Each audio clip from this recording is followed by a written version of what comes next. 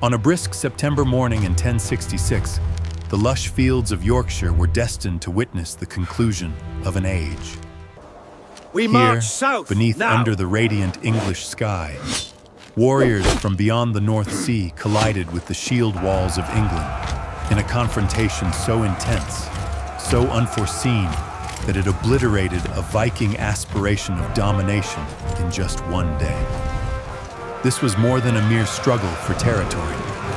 A clash of two realms unfolded. The waning era of the Norse raiders and the ascendant wave of medieval kingship.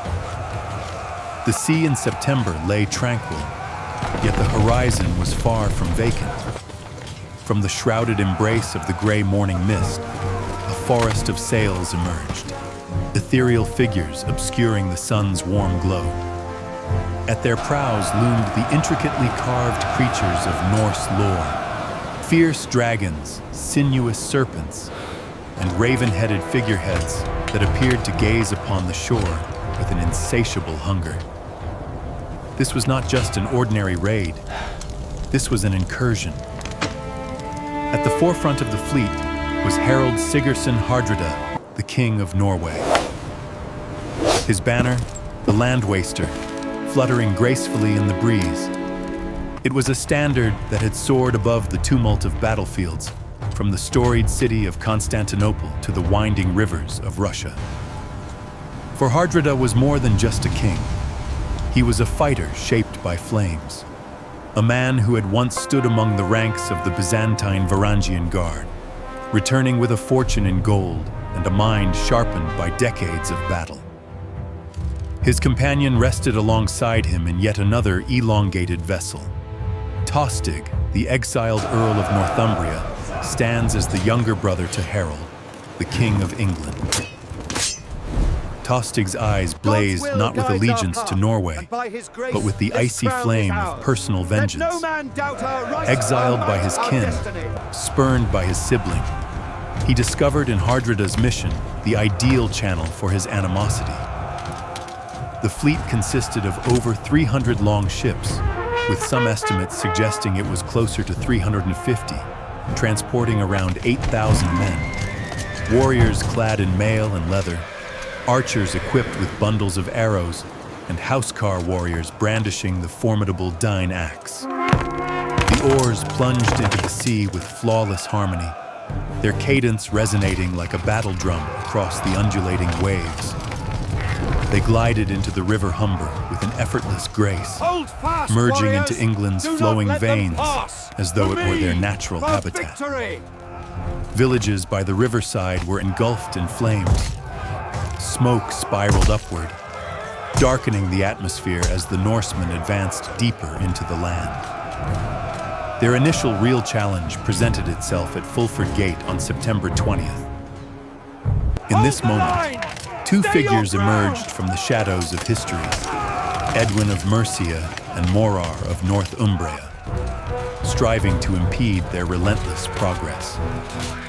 The clash was fierce and rapid. The northern shield wall withstood the English onslaught, then surged forward in a counterattack that fractured their formation. Numerous souls perished in the marshes as they sought to escape. Some fell where they were without warning. Shields up. York, the shining gem of the north, found itself compelled to yield. Hardrada emerged victorious. The northern kingdom belonged to him, if only in title. He insisted on hostages and provisions, strategizing to solidify his power before advancing south to seize the very crown of England. Yet, amidst the radiant triumph, he committed one grave error in judgment. He was convinced that Harold Godwinson remained much further south, bound to the coastline by the looming threat of William of Normandy. The reality was far more lethal. Upon receiving the news, King Harold Godwinson found himself far from the north. He stood upon the southern coast of England, his gaze locked onto the somber gray waters of the Channel, anticipating the arrival of William of Normandy's invasion. For weeks, his army had remained poised along the shore, a formidable barrier of flesh and steel. bracing against a fleet that never materialized. Then arrived the message. The North was ablaze. York had succumbed. Earl Edwin and Earl Morar faced defeat. The banner of Norway now waved proudly over England's second city, as Harold Hardrada, the final formidable Viking, asserted his dominion over the North. For the majority of monarchs, the decision would have been one of political nature. Dispatch messengers, take your time, and prepare with care. However, Harold Godwinson was unlike the majority of kings. He has landed? His blood surged with urgency. So soon. And his sense of duty was heightened by the knowledge that the invaders were familiar figures. We turn Among south. them stood his own brother, Now. Tostig, a betrayer of both crown and kin. He decided in a flash.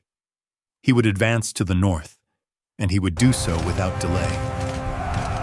What ensued was a truly extraordinary display of resilience in the annals of medieval warfare. Harold assembled his household warriors, steadfast and battle-ready, adorned in armor, alongside the fur-clad levies from the Shareers. With banners held high and spears resting on their shoulders, they set forth on their journey. The distance from London to York is approximately 185 miles. In just 4 days, Harold's army managed to cover it all. They swept through the heart of England with the ferocity of a storm, resting scarcely and consuming their meals on the go. Heavy footsteps echo on the dusty trails from morning until night. Rain descended in frigid torrents, drenching woolen cloaks. Still, the column pressed on without hesitation. Under the cover of night, they fell into slumber beside flickering roadside fires, rousing before dawn to continue their journey. Messengers raced forward to summon reinforcements on their journey. The villagers gazed in wonder as the king's procession roared by. Thousands of armed men in tight formation, the iron of their mail shirts clinking like the rattle of distant thunder. Harold Hardrada, intoxicated by his triumph at Fulford, was convinced that Harold Godwinson remained stationed to the south, keeping a vigilant eye out for the Normans. In his thoughts, time held no pressing demand. The English king is unlikely to arrive for several weeks, yet Harold's march outpaced even the swiftest of whispers. When news arrived at the Viking camp that the English were approaching, the truth had already descended upon them. On the morning of September 25th, 1067, Hardrada and his men basked in the gentle warmth of the sun close to the village of Stamford Bridge. Numerous individuals had abandoned their mail armor in York, believing they were merely confronting a standard exchange of hostages from the city. The scent of late summer grass lingered in the air. The river flowed softly by, and the day appeared as tranquil as any during times of peace.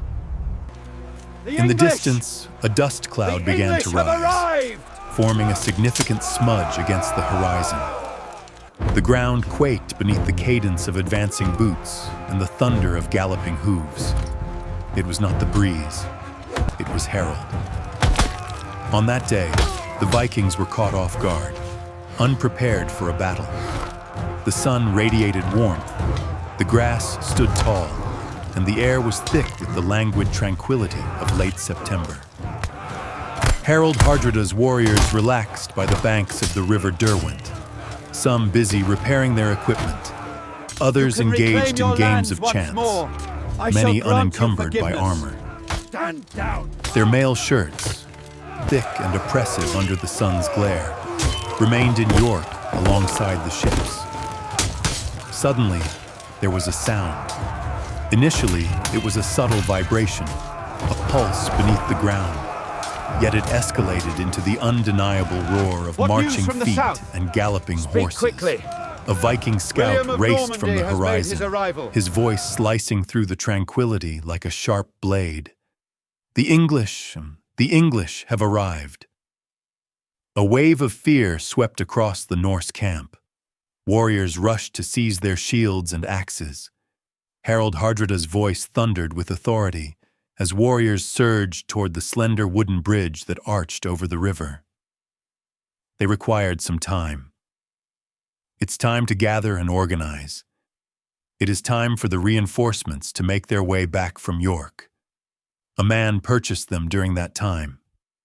A colossal Viking, wielding a formidable DN axe, positioned himself resolutely at the center of the bridge.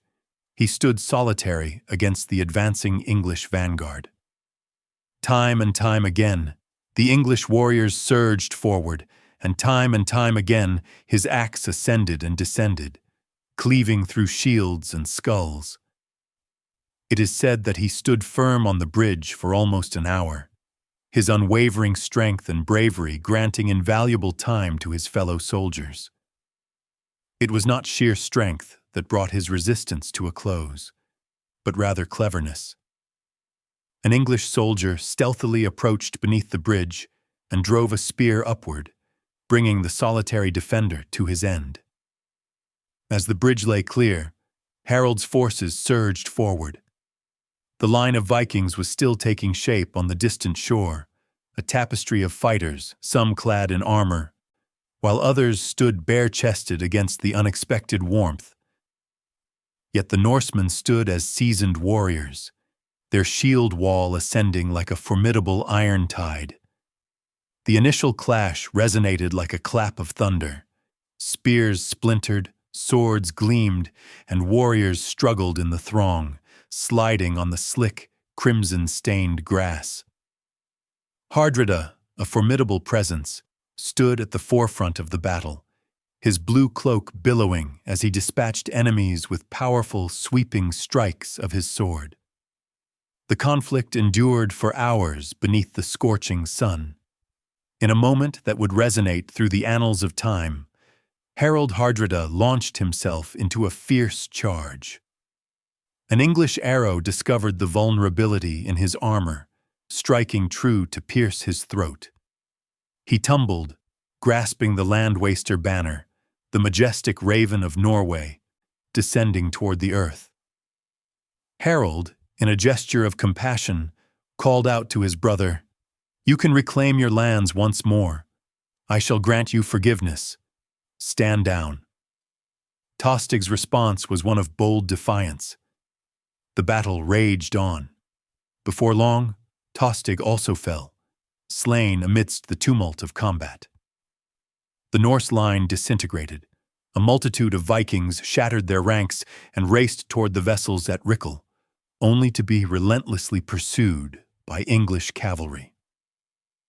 From the vast legion that had disembarked weeks earlier, merely a remnant endured, and the survivors vowed never to set foot in England again. The era of the Viking invasions had come to an end. Yet the triumph of Harold Godwinson came at a devastating cost. His men were utterly spent, their ranks diminished. As the dead were laid to rest by the Derwent, news arrived from the south. William of Normandy had made his arrival. Out of the 300 longships that ferried Hardrada's army to England, merely around 24 were required to transport the survivors back to Norway. The aspiration of the Vikings to dominate England met its end on that battlefield. Yet Harold Godwinson found himself with no moments to revel. Even as the bodies lay still, news arrived that William of Normandy had made landfall in the south. The weary king directed his army southward again, hastening toward the pivotal clash at Hastings.